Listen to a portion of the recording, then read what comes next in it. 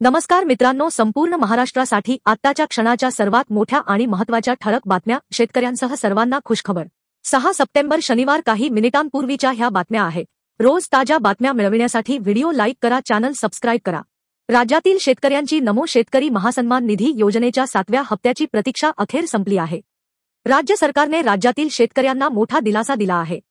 नमोच्या हप्त्याची राज्यातील 94 लाख तर सोलापूर जिल्ह्यातील 4,99,345 शेतकरी प्रतीक्षा करत होते. तसेच योजना बंद झाली या अफवेने जोर धरला होता. त्यामुळे शेतकऱ्यांमध्ये संभ्रम निर्माण झाला होता. परंतु आता मात्र राज्य सरकारने या संदर्भात शासन निर्णय प्रसिद्ध केला आहे. त्यामुळे शेतकऱ्यांना नमोचा हप्ता मिळण्याचा मार्ग मोकळा झाला आहे. ठाणे आणि पालघर जिल्ह्यात रेड अलर्ट जारी करण्यात आला आहे. या दोन जिल्ह्यांमध्ये 3 तासांसाठी अतिवृष्टीचा इशारा देण्यात आला आहे. या अलर्टनुसार या दोन्ही जिल्ह्यांमध्ये मुसळधार ते अतिमुसळधार पावसाचा अंदाज आहे. विशेष म्हणजे आज सकाळपासून ठाणे जिल्ह्यात रिमझिम पाऊस सुरू होता, पण दुपारनंतर मुसळधार पावसाळा सुरुवात झाली आहे. पुढील बातमी बघा. महाराष्ट्रात पावसाने दिलासा न देता पुन्हा एकदा संकट ओढावलं आहे. दरवर्षीप्रमाणे यंदाही अतिवृष्टीने शेतकऱ्यांची स्वप्न पाण्यात गेली. काही दिवसांच्या मुसळधार पावसामुळे शेकडो महसूल मंडळात खरीप हंगामाचे गणित बिघडले असून लाखो हेक्टरवरील पिके चिखलात गाडली गेली आहेत. राज्यातील तब्बल 29 जिल्ह्यांमध्ये 191 तालुक्यांतील शेतकरी थेट फटक्यात सापडले. 15 ते 20 ऑगस्ट दरम्यान पडलेल्या मुसळधार पावसाने खरीप पिकांचा मोठा नाश केला. विशेषतः नांदेड, वाशिम, यवतमाळ, धाराशिव, बुलढाणा या जिल्ह्यात नुकसानाचे प्रमाण अधिक आहे. पुढील बातमी बघा. महाराष्ट्रातल्या ग्रामीण भागातील रस्ते, पायवाटा व शेतावर जाणारे मार्ग शेतकऱ्यांसाठी व गावांच्या विकासासाठी अत्यावश्यक आहेत. याबाबत शासनाच्या महसूल व वन विभागाने 29 ऑगस्ट 2025 रोजी एक महत्त्वाचा शासन निर्णय जारी केला आहे. या निर्णयामुळे जुने नकाशे, त्यातल्या नोंदी, नवीन रस्त्यांशी संबंधित प्रश्न व अतिक्रमण यावर सकारात्मक तोडगा निघणार आहे. पुढील बातमी बघा. शेतकरी सततच्या पावसामुळे आणि घटलेल्या बाजारभावामुळे अडचणीत सापडले आहेत.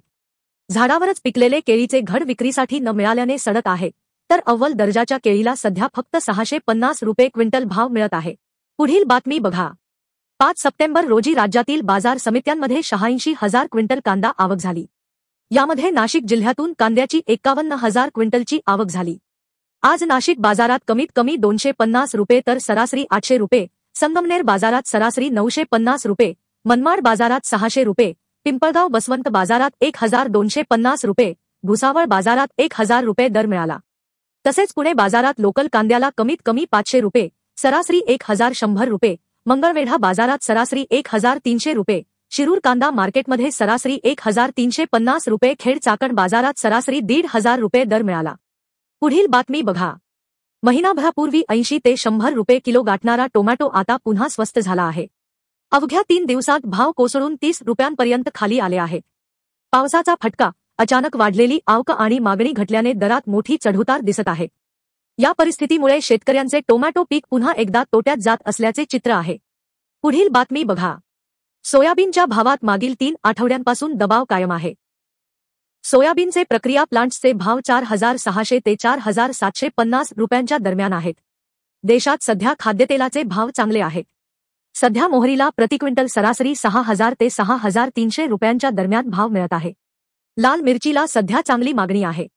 सध्या लाल मिरचीला सरासरी 6,500 ते 7,000 रुपयांच्या दरम्यान भाव मिळत आहे.